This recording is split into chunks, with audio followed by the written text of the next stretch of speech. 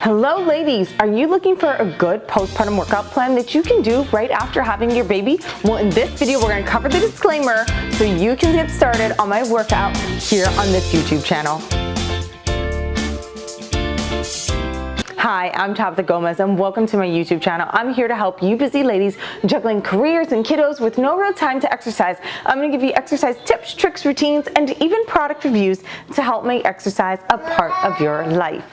So in this video, I want to make sure that if you start my postpartum workout plan that I will be posting on this YouTube channel, I want you to watch this disclaimer entirely before you get started. It's very important. Okay, so we're going to cover a little bit about the program and the to-dos and not to-dos and whether this program is safe for you or when it will be safe for you.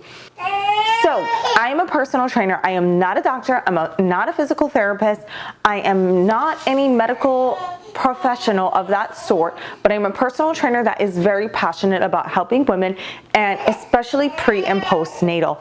I started researching for pre and postnatal exercise before I had my first baby, so over 5 years ago. I've had 3 now, and this program consists of some of the workouts that I did postpartum, also some of the workouts that are in my 72-hour postpartum workout plan. That plan, if you want more information, is going to be a link down in the description below.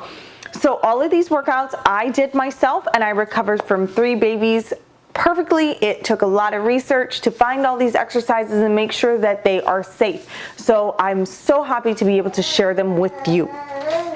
So there are going to be 3 phases of exercises, and each phase is going to have a few exercises. So when you see the description for the exercise, you will see phase number 1, 2, or 3 and workout number 1, 2, 3, etc. on the little thumbnail and in the description so that you know where to start and where to continue. All right?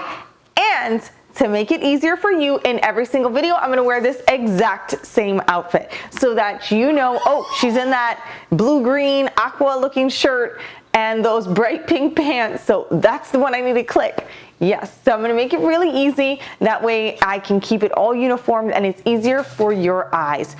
So I just want to put it out there that if you like content like this, please consider giving this video a thumbs up or consider subscribing if you want to see more videos like this, but also stick around so that you can get to all the workouts. So I'm going to give you the instructions 1 through, I think I got 7, so bear with me.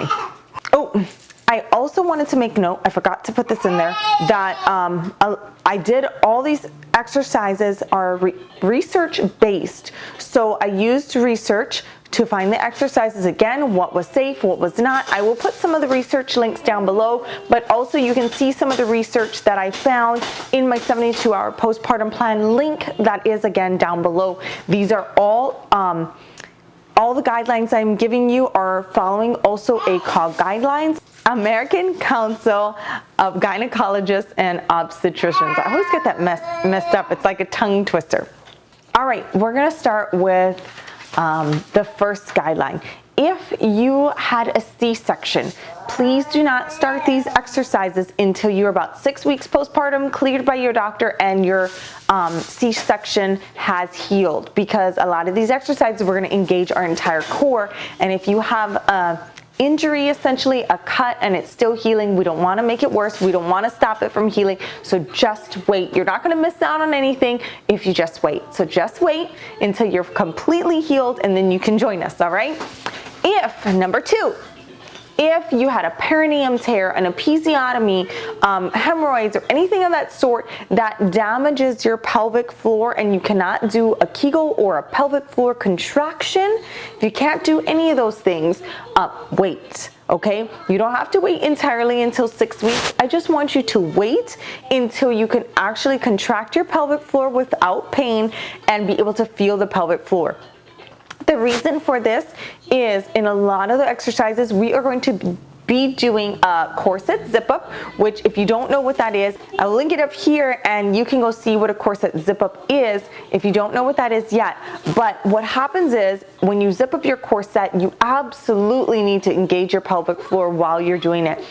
If your pelvic floor is injured in any way or not strong enough to maintain a hold or engage the core, sometimes too much, when you zip your corset up, too much downward pressure can be created through the contraction and put pressure on your pelvic floor and cause more damage. And that's absolutely nothing that we want to do. We do not want to cause damage. We want to heal, we want to recover, and we want to be able to engage all those muscles nicely. So please be safe, ladies. Again, so if you can't feel your Kegel yet or your pelvic floor, just wait until you can, all right? Wait till it's healed. Number 3. If you had a natural vaginal delivery with no complications at all and no tears, no nothing, then you can begin as soon as 72 hours postpartum. Isn't that amazing? And ladies, that's not just some made-up number, that's based on research. So I will, again, you can see the research down below if you're a nerd like me and you want to see all the research. I am like a geek when it comes to research, okay? So I'm sorry if I'm geeking out here, but I can't help myself. Like I love reading nerdy stuff. So anyways, the 72-hour postpartum is literally based on some research that I found, and it's incredible. So that's as soon as I say that it's safe to start, because that is actually based on research. So if everything went fine, 72 hours and you can start. Number 4, so if you start any of these exercises and you find any abnormal pain or it causes additional bleeding, you will bleed, of course, postpartum. But if you see that you're bleeding more, just take a rest. Rest for a day, rest for 2 days, rest for a week. With my first 2 boys, I started 72 hours, no problem, and everything went well, and I recovered really quickly. With my third son, it caused me a little bit more bleeding, and so I just waited a few days. Just waited, let it subside. Maybe your body's still healing in there. Maybe you had a couple tears inside that you don't know existed. So I just waited, let it heal a little bit more, and then start again. So if there's anything, any complications that it causes you, absolutely stop. If anything gets serious, stop entirely, okay? But if you had a normal vaginal delivery or if you've waited until you healed, everything should be good to go. Okay, number 5. Before you get started on all these exercises, make sure you do a diastasis recti check. Again, I will put the link up here. If you've already done one, then you can continue on, but make sure you check your diastasis. The reason that you want to check it is you want to be safe. You want to be aware if you do have a gap. I think most women actually do end up with a gap. There's some percentage, I'll put the percentage up here, of the women that do get it. I mean, I had diastasis a little bit. I at least had a little bit of a separation. Now they say at 2.5 fingers is what is actually considered diastasis, but any sort of gap, in my opinion, is always to play it safe. You want your body to heal 100%. So make sure you go ahead and do that diastasis check. That way you are aware, and so that you can see the progression as your body heals and repairs, and you can be proud of yourself. Number 6, you might want to do photos and measurement. It's very, very motivating. It keeps you going and excited when you take a photo of before or your measurements of before and you see how you progressed. Of course, you're going to lose weight, your belly's going to go down, everything's going to shrink postpartum anyways, but it just sometimes nice and fun. So if you want to do that, see how it progresses along the way, even better. So motivated. And number 7, really, really important, take it slow, okay? This is not a race. So as you guys do these exercises, I want you to take it slow. Do an exercise a day, a workout a day, or you can do 2 workouts a day. It's up to you, but take it nice and easy. They're very short workouts. Make sure you feel those muscles, you engage. If you cannot make it through the entire workout the first time, it's totally okay. Do what you can and work up, build up as you go on through the weeks. Do not move on to the next phase until you can complete phase 1 workouts entirely, okay?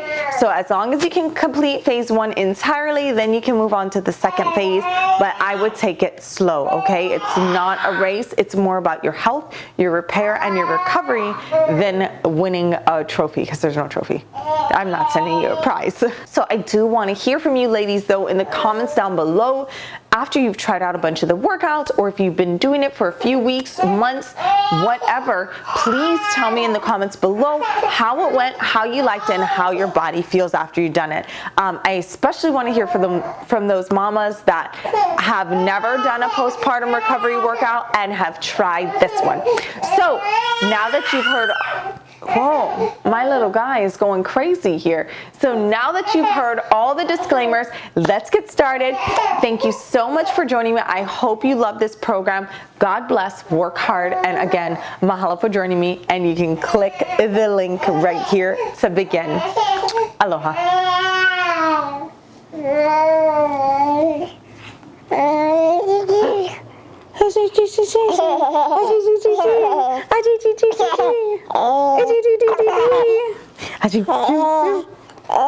You're so silly.